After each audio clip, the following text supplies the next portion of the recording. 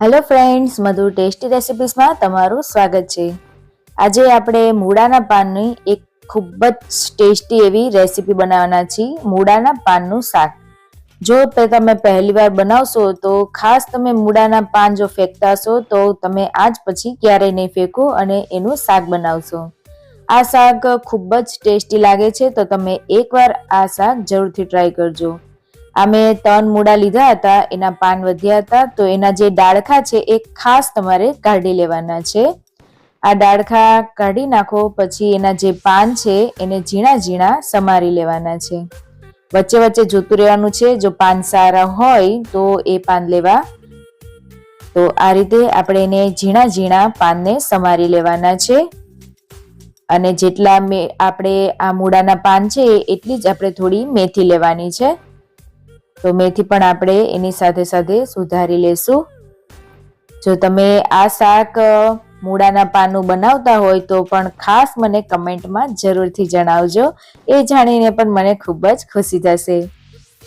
તો અહીંયા મેથી પણ મેં અહીંયા બીટી લીધી છે, તો એને પણ હું ઝીણી ઝીણી સમારી લેવાની છે।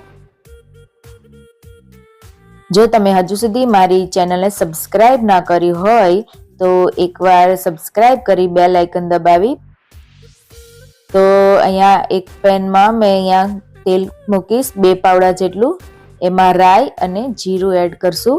એ તતડી જાય પછી આપણે એમાં એડ કરવાનું છે થોડી હળદર, અને હળદર એડ કર્યા પછી એક અહીંયા મોટું મેં ટમેટું સમારી લીધું હતું અને મોરું મરચું, પછી આપણે જે મૂળાના પાન સમાર્યા હતા અને મેથી બંનેને સારી રીતે 2 વાર ધોઈને એ પણ એડ કરી દઈશું અને આને થોડું હલાવી લેશું। જો સાચે ફ્રેન્ડ, જો તમે એકવાર આ શાક ટ્રાય ના કર્યું હોય તો એકવાર જરૂરથી ટ્રાય કરજો। આ શાક ખાવામાં ખૂબ ટેસ્ટી લાગે છે અને શિયાળો છે તો આવી લીલોતરી તો આપણે ખાસ ખાવી જ જોઈએ, અને મોસ્ટલી આપણે લીલોતરી શાક આપણે શિયાળામાં જ જોવા મળે છે, તો એ ટાઈમે ખાસ ખાઈ લેવું જોઈએ।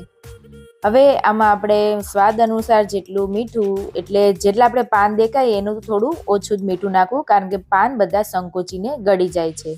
અને થોડું હળદર અને લાલ મરચું પાવડર એ એડ કરશું અને બરાબર મિક્સ કરી લેશું।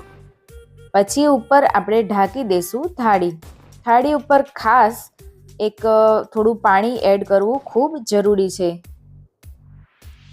જેથી વરાળથી પાણી નીચે જાય અને શાક આપણું સરસ મજાનું ચડી જાય। 2-3 મિનિટ પછી તમે જોઈ શકો છો પાન આપણા સંકોચાઈ ગયા છે, એટલે ખાસ તમે મીઠું નાખો ત્યારે થોડું ઓછું જ નાખજો।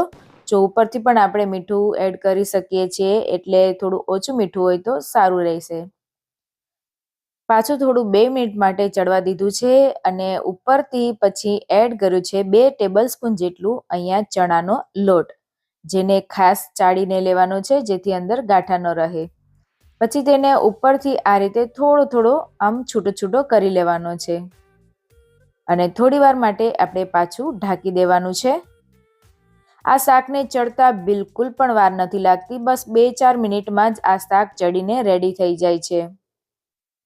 તો આ ખીચડી સાથે કે ગમે તેની સાથે જ્યારે સાદું તમે રાત્રે બનાવવા માંગતા હોય તો આ ખાસ શાક બેસ્ટ રહેશે। તો અહીંયા રેડી થઈ ગયું છે આપણું મૂળાના પાનનું શાક। તો એકવાર જરૂરથી ટ્રાય કરજો અને કેવું લાગ્યું એ પણ મને કમેન્ટમાં જરૂરથી જણાવજો। અને જો તમે તેલ થોડું શાકમાં ઓછું લાગે તો ઉપરથી પણ થોડું એડ કરી દેવું। અને હવે અહીંયા ગેસની ફ્લેમ પણ આપણે બંધ કરી દઈશું। શાક આપણું ઓલમોસ્ટ રેડી થઈ ગયું છે। હવે શાકને આપણે સર્વ કરી લેશું। તો આજે આ મૂળાના પાનનું શાકની રેસીપી તમને કેવી લાગી એ કમેન્ટ બોક્સમાં જરૂરથી જણાવજો, અને રેસીપી બનાવ્યા બાદ કમેન્ટ કરવાનું ભૂલતા નહીં। હેપી રહો, હેલ્ધી રહો।